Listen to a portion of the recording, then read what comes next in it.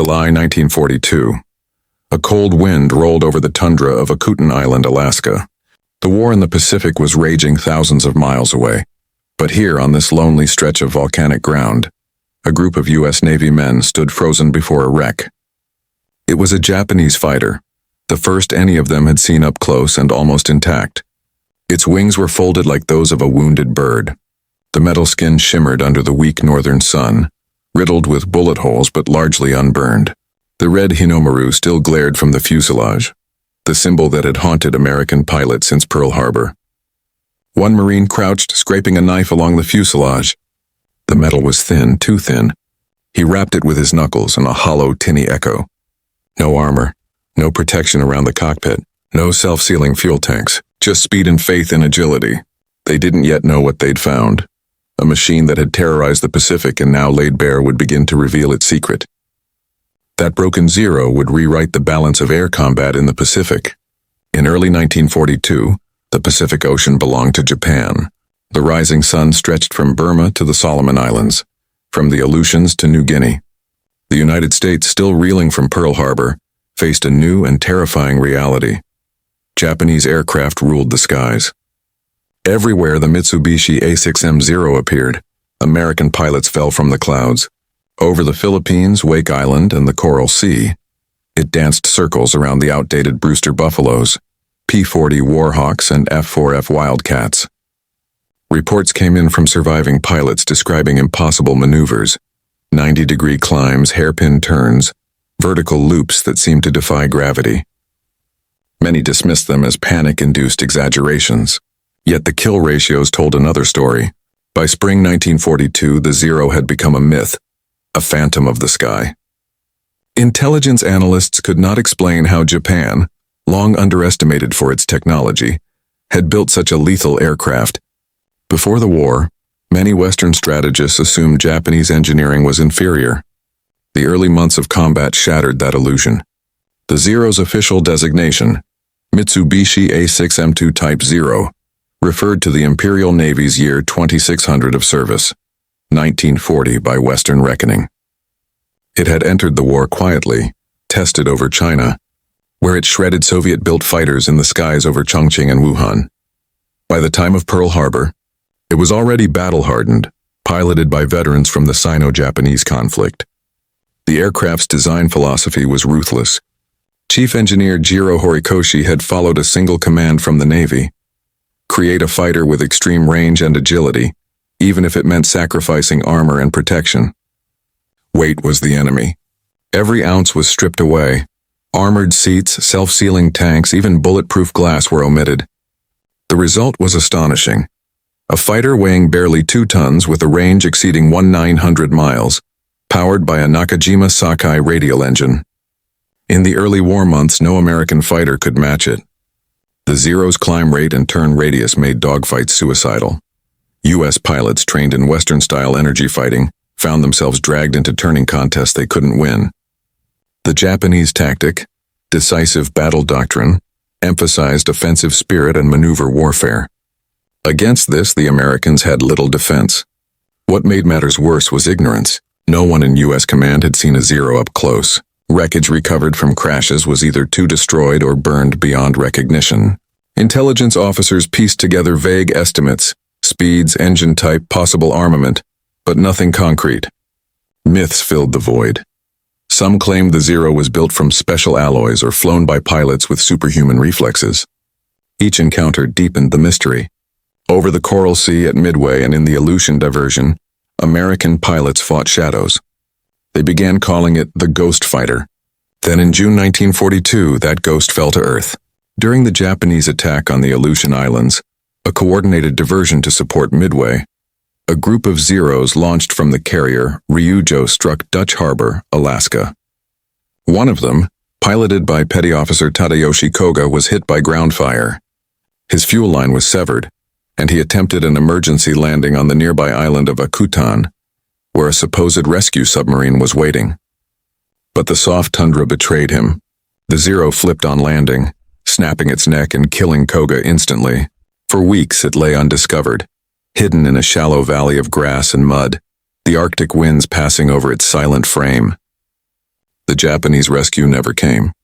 When a U.S. Navy PBY Catalina patrol eventually spotted the wreckage, the discovery stunned command. Here was the first almost intact Zero, a gift from the enemy, and the key to decoding Japan's aerial advantage. The Marines who reached the site in July 1942 found more than a crashed plane. They found the breaking point of a legend. Its wings were nearly unscathed. The fuselage, though dented, was whole. The propeller was bent backward, the result of the nose-first flip. Inside the cockpit, Koga's body was still strapped in, the flight controls jammed at full extension. The discovery team buried him nearby and began the delicate process of recovering the aircraft. They had no idea that what they were about to uncover inside that plane, or rather, what they would not find, would change everything America thought it knew about the Zero. The recovery operation on Akutan Island took several days. The Zero's landing gear had sheared off, its nose buried in the marshy ground, but remarkably its airframe remained almost untouched by fire. For the first time since Pearl Harbor, the U.S. Navy had in its hands a complete specimen of the enemy's most feared fighter. A Navy team dismantled the wreck piece by piece under the gray Aleutian sky. They tagged every section, wings, fuselage, cockpit, engine, and loaded them onto barges bound for Dutch Harbor. From there, the disassembled aircraft traveled south, eventually reaching North Island Naval Air Station near San Diego, California. Word of the capture spread quietly through command channels. The Bureau of Aeronautics wanted secrecy. If Japan learned their Zero had been recovered intact, they would alter its design or tactics immediately. Official reports referred to the find as Airplane Japanese Type Zero, Exhibit Number 1. At North Island, the wreck was reassembled under the direction of engineers and intelligence officers. Among them was Lieutenant Commander Eddie Sanders, a test pilot whose career would soon intersect with aviation history. When Sanders first approached the restored Zero, now gleaming under hangar lights, its once feared Hinamaru still visible on the wings, he reportedly stood silent for several minutes, studying its form. The aircraft looked fragile. The skin was astonishingly thin, aluminum sheets barely thicker than a coin. Rivets were small, flush with the surface to reduce drag. Control cables were exposed in areas where American fighters used enclosed conduits. The cockpit had almost no armor. The pilot's headrest was simply sheet metal.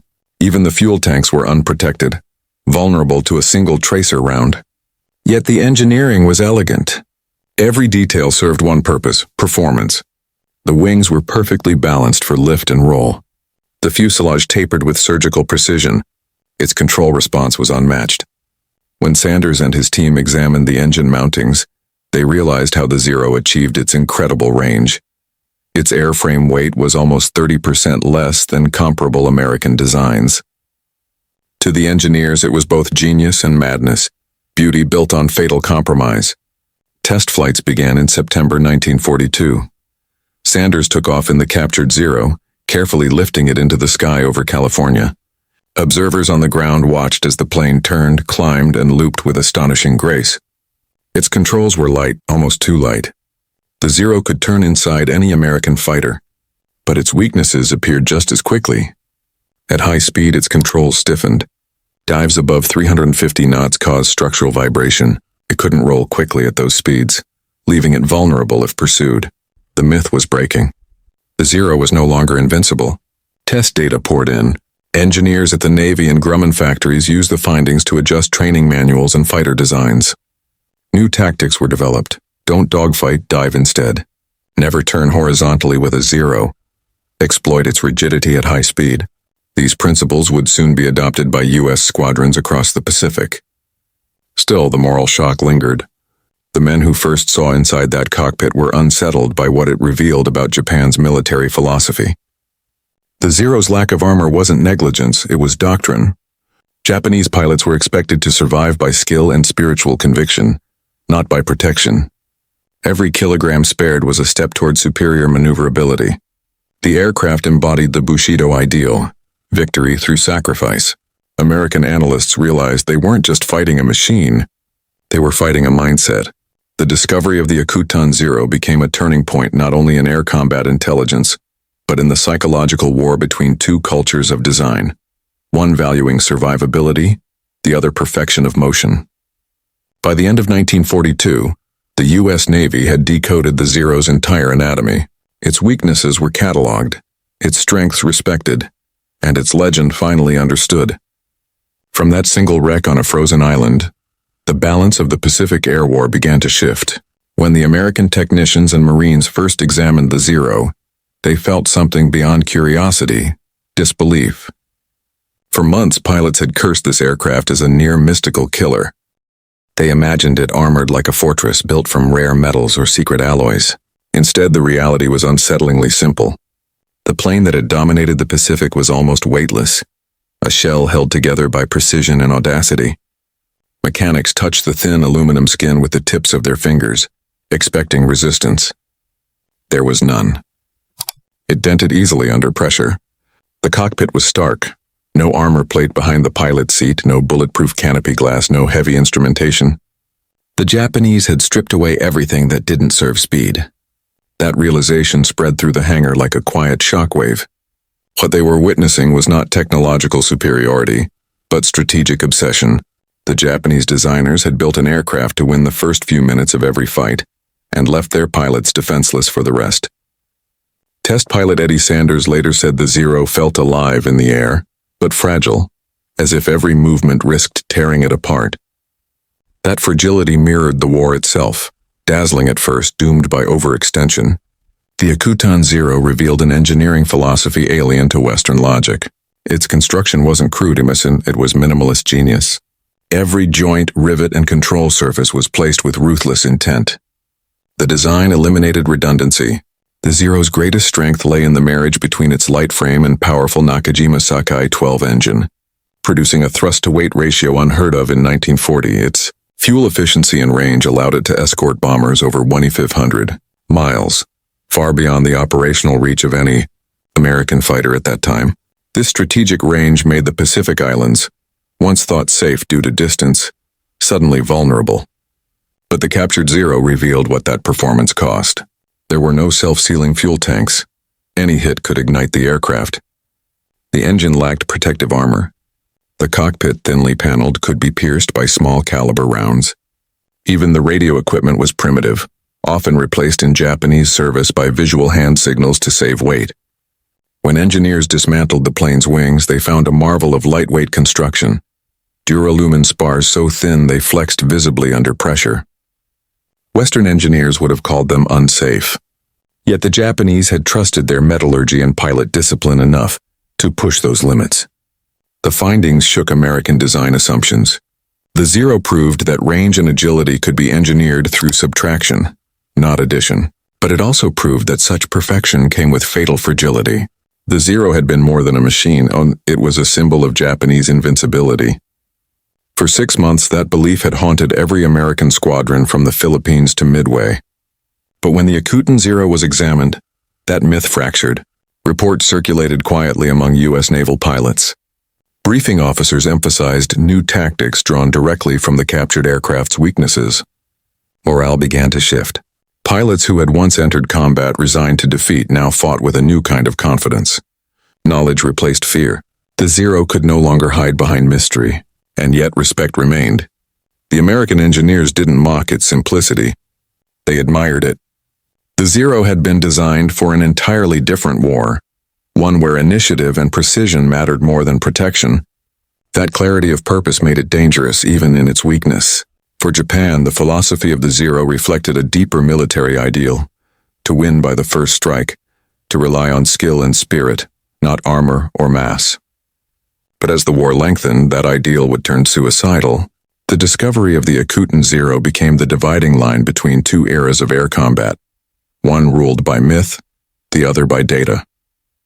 From that point forward, every American pilot who climbed into a cockpit carried with him the ghost of that abandoned fighter, and the lesson it had taught. The revelation was complete. Now the question was how to use it. By autumn 1942, the U.S. Navy and Marine Corps began rewriting their air combat doctrine. The intelligence from the Akutan Zero was integrated into flight schools, tactical manuals, and pre-mission briefings. Pilots were told, do not turn with a Zero, dive, roll, and use speed to escape. One man, Lieutenant Commander John Jimmy Thatch, had already begun experimenting with counter-tactics months earlier, based only on field reports. Now the data from the captured Zero confirmed every suspicion he'd had. The result became legendary: the Thatch Weave. It was a simple but devastating maneuver. Two American fighters flying parallel, weaving in and out of each other's paths. When a Zero tried to follow one, the other cut across its tail and fired. It neutralized the Zero's agility advantage and forced it into the one environment it couldn't handle: high-speed, high-G combat. The Navy began drilling it relentlessly. Within months, U.S. pilots from Guadalcanal to the Solomons were using the Weave to devastating effect. The Zero's dominance began to crack, not because the aircraft had changed, but because the enemy had learned how to see through it. This shift, from reactive fear to proactive strategy, marked the true beginning of Allied air superiority in the Pacific. While American pilots learned to counter the Zero, its creator Jiro Horikoshi was fighting a different battle, one of engineering philosophy versus wartime reality. Horikoshi had never intended the Zero to fight a prolonged industrial war. It was conceived in the late 1930s as a precision instrument, meant for elite naval aviators trained under near-impossible standards. Japan's Naval Air Corps was small but deadly. Its pilots were the best in Asia. Horikoshi built an aircraft to match their skill, assuming they would never be replaced by mass production or inexperienced recruits. He achieved his goal. The Zero was nearly perfect in 1940, light, agile, long-ranged. But the war changed faster than Japan's industry could adapt. The aircraft's design, rooted in perfection, left no room for evolution.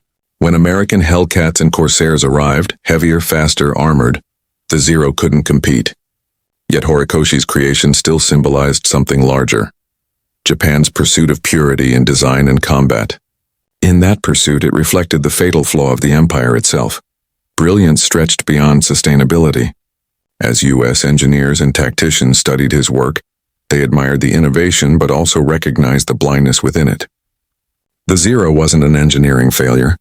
It was a masterpiece trapped in the wrong kind of war. Every warplane tells the story of its culture.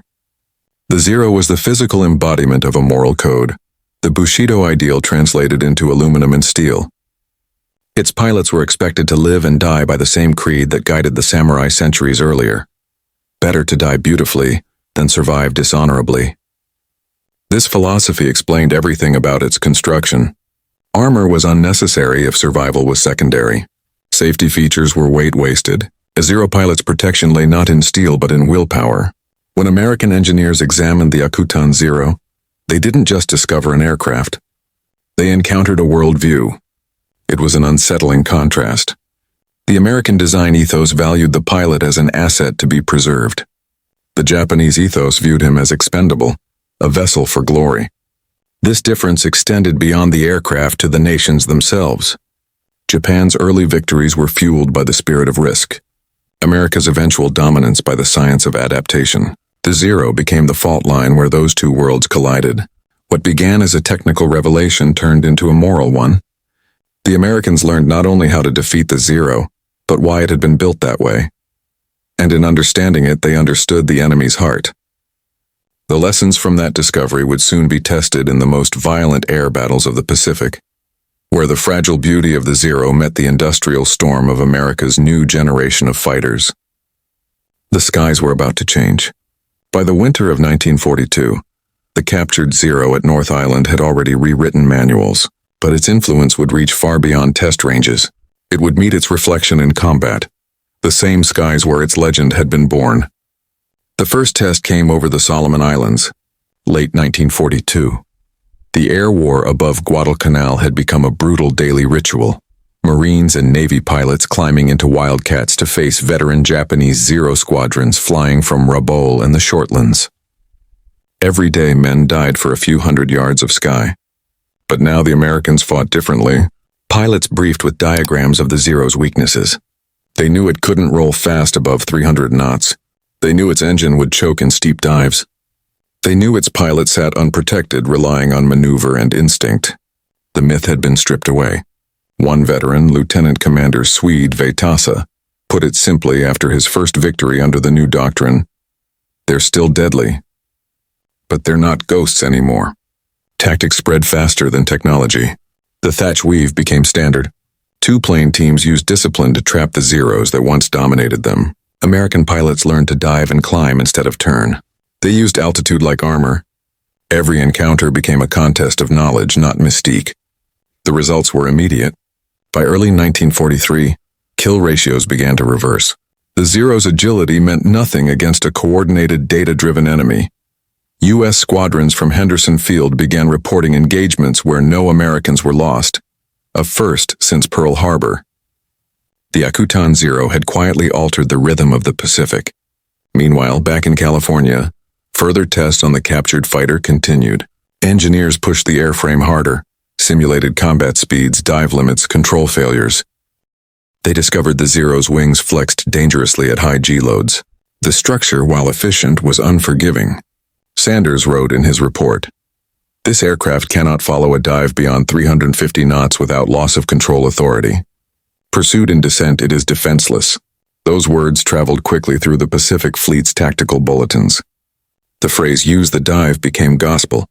It reached every air group commander, every training base, every carrier deck. The war in the air was now a battle of understanding, and the Zero was being outthought. By 1943, Japan still possessed experienced aviators, but their edge was fading. The Americans had begun fielding the F-6F Hellcat and F-4U Corsair, heavier, faster, better armored. Unlike the fragile Zero, these machines were built for attrition. They could take hits, dive steeply, and climb faster.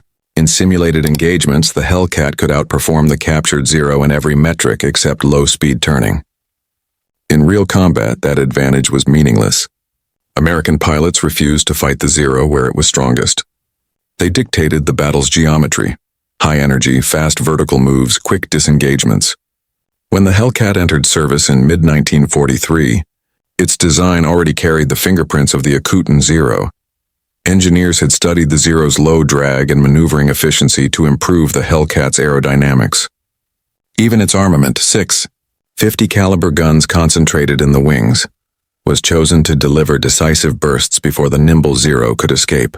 The Akutan Zero didn't just reveal weakness, it inspired evolution. By the time of the Battle of the Philippine Sea in June 1944, the transformation was complete.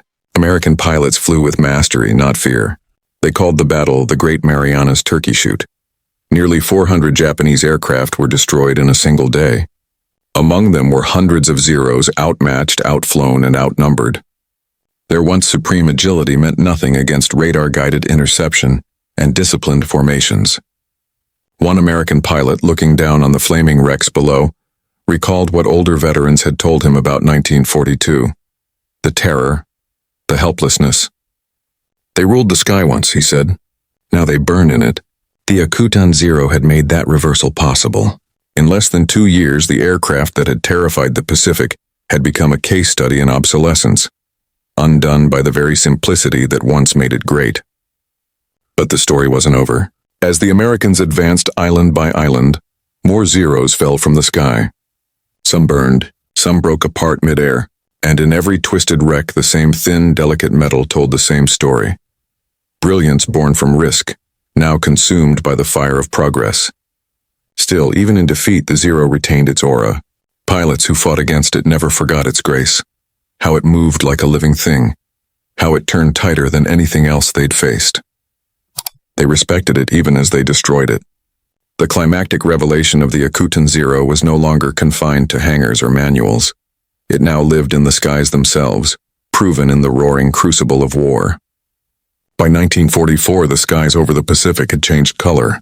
What once belonged to the rising sun now shimmered with the silver wings of American aircraft. The Zero, once the instrument of terror, had become a hunted relic of its own design.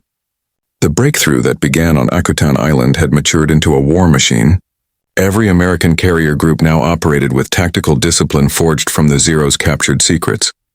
Every pilot who climbed into a Hellcat or Corsair carried the distilled knowledge of that fragile fighter, its strengths, its limits, and its fatal flaw, that thin line between brilliance and vulnerability. The F-6F Hellcat, in particular, was the Zero's true successor in dominance, born from the intelligence gathered at North Island. Its engineers studied the Zero's agility and sought to match it, but without surrendering armor or speed. The Hellcat was heavier, but its Pratt & Whitney R2800 engine could hurl it through the air faster than the Zero could twist to evade.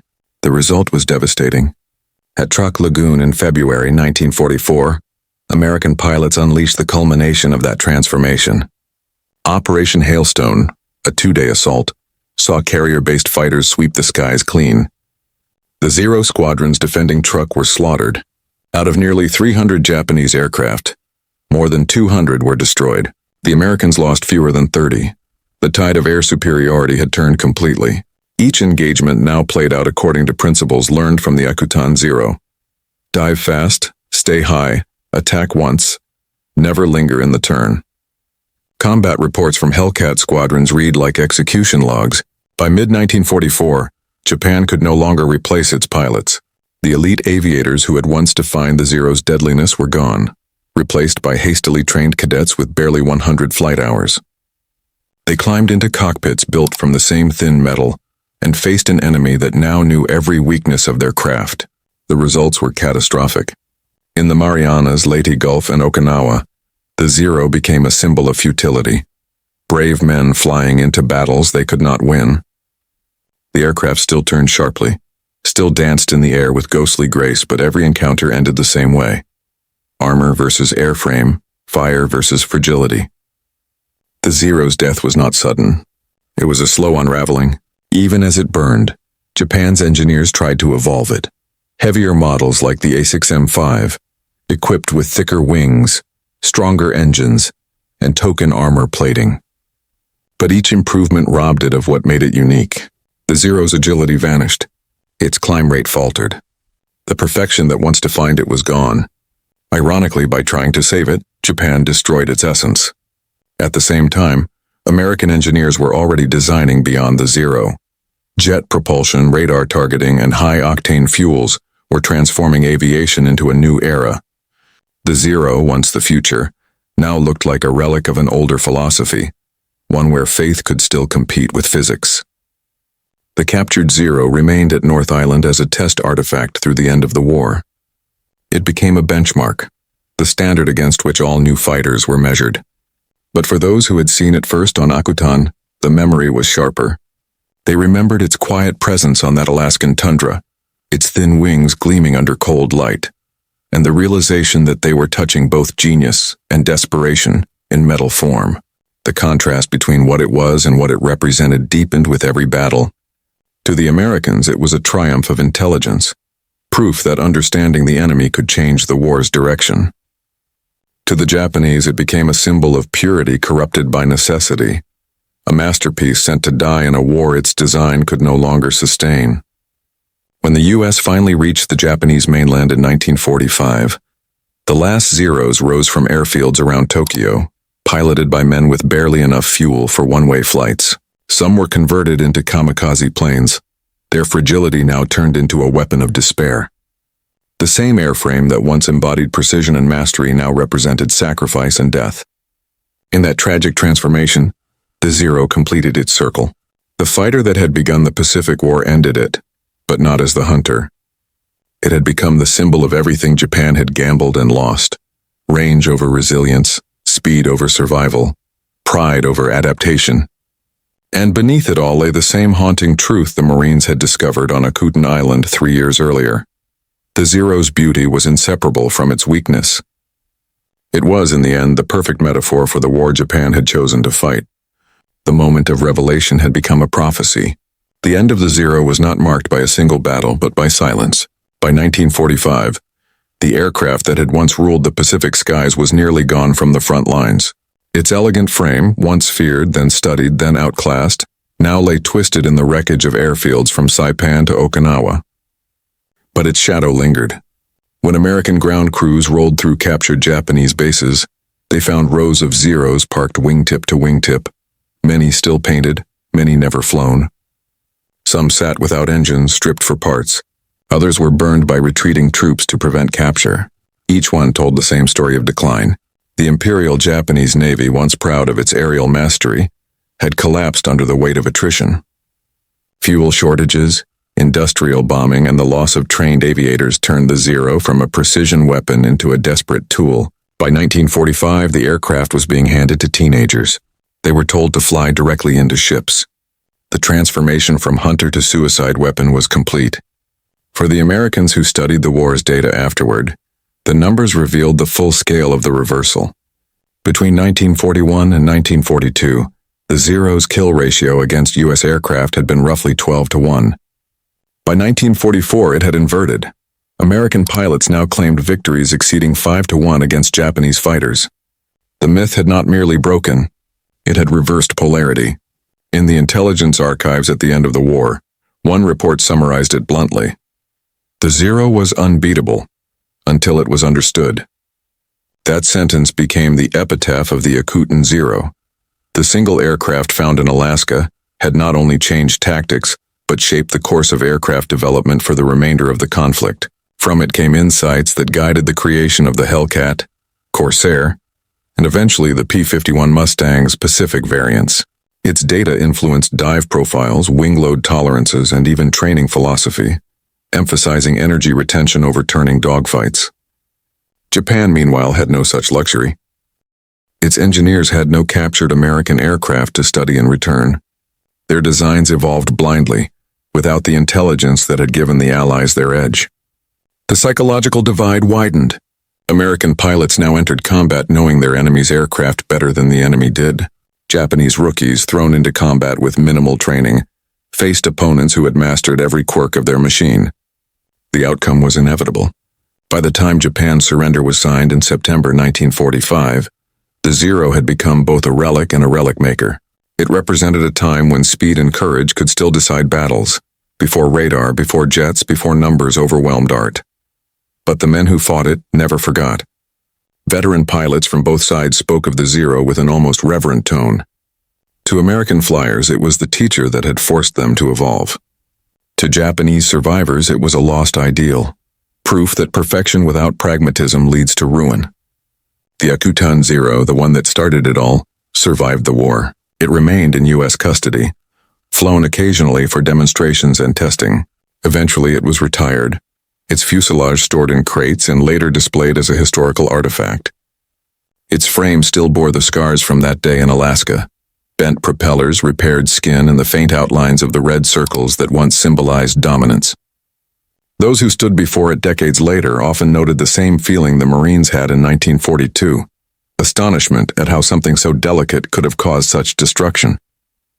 It was, in a way, the perfect summary of the Zero's life, beautiful, lethal, doomed. Yet from its downfall came rebirth. The lessons it forced upon its enemies reshaped global aviation. Every jet, every supersonic fighter that followed, carried an echo of the principles first learned from that captured frame. The Zero had perished, but its ghost lived on, not in Japan's skies, but in the design blueprints of the victors.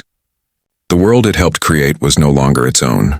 After the war, the captured Zero at Naval Air Station North Island became a silent lecturer. Engineers, pilots, and aviation historians studied its curves like scripture, the perfect expression of pre-war Japanese design philosophy. Every rivet, every weld spoke of a nation that had sought to win through elegance rather than endurance. American engineers admired it but did not romanticize it.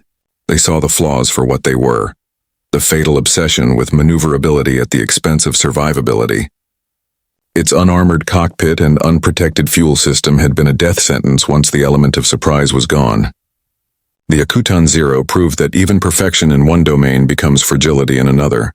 In Japan, that truth took decades to absorb. The myths surrounding the Zero lingered in the national memory. Stories of invincibility, of honor, of pilots who defied impossible odds. But in the post-war years, as Japan rebuilt under occupation, those stories shifted from glory to caution. The Zero came to symbolize not victory, but the danger of overconfidence, the peril of designing a weapon without designing a future. For historians, the Zero's story became a study in contrast, a triumph of engineering born in a nation that lacked the industry to sustain it. A weapon that gave Japan early dominance, yet ultimately exposed the limits of ambition detached from resource reality. The same qualities that made it legendary, its range, its agility, its lightness, also ensured its extinction once the industrial tide turned. The captured Akutan Zero itself met a quieter end. After years of use in tests and exhibitions, it was heavily damaged in a ground accident in 1945. The wreckage was eventually distributed among museums and storage depots. Some fragments ended up in the Smithsonian, others in the National Museum of Naval Aviation. None of it ever flew again, but its data lived on, in the performance manuals of post-war aircraft, in the combat reports of Pacific veterans, in the memories of the men who had learned to fight it. When Japanese aviation engineers later began designing aircraft again in the 1950s, they did so under the shadow of that same lesson. The lightness of the Zero was never repeated. The new generation of Japanese designs, civilian this time, pursued balance, efficiency, safety. The culture of light at all costs was gone. Meanwhile, American aviation surged forward. Jet engines replaced propellers. The Corsairs and Hellcats were scrapped, replaced by Sabres and Panthers. But inside those blueprints lay echoes of a machine found on a cold island in Alaska. Engineers still cited the Zero when discussing aerodynamic purity, control harmony, and lift efficiency. Its influence even reached Europe. British designers studying captured reports noted that the Zero's control surfaces offered near-perfect responsiveness, a feature later echoed in early jet fighters like the de Havilland Vampire. The irony was that the Zero, born of Japan's pre-war isolation, ended up teaching the entire world about flight. For the pilots who survived those early Pacific years, the Zero remained a memory that defined their era. Some spoke of it as an enemy worthy of respect. Others called it a phantom, beautiful from afar, deadly up close, fragile beneath the surface. They all agreed on one thing: the Zero had changed the war even in defeat. By the time the last known flyable Zero took to the air again, restored in the 1970s from surviving parts, it did so not as a symbol of conquest, but as a reminder. It flew slowly, carefully, its engine trembling like the heartbeat of a vanished age. Spectators watching from the ground saw not a weapon, but a story of brilliance and blindness, of genius undone by pride. The Akutan Zero, the one that started it all, had turned from instrument of war into a relic of wisdom. Its wreckage may rest silent, but its lesson remains louder than ever. No weapon, no matter how perfect, can survive misunderstanding its own limits. The Akutan Zero was more than a captured plane. It was a mirror. In its fragile skin, the world saw the two faces of warfare, brilliance and blindness. What made it invincible in 1941 was the same thing that doomed it in 1945, the refusal to adapt. Japan had built a masterpiece for one kind of war, and tried to fight a different one with it. The Zero's light frame and long range were weapons of initiative, meant for a short, shocking conflict. But wars, like machines, demand evolution. When the tide shifted, the Zero stood still.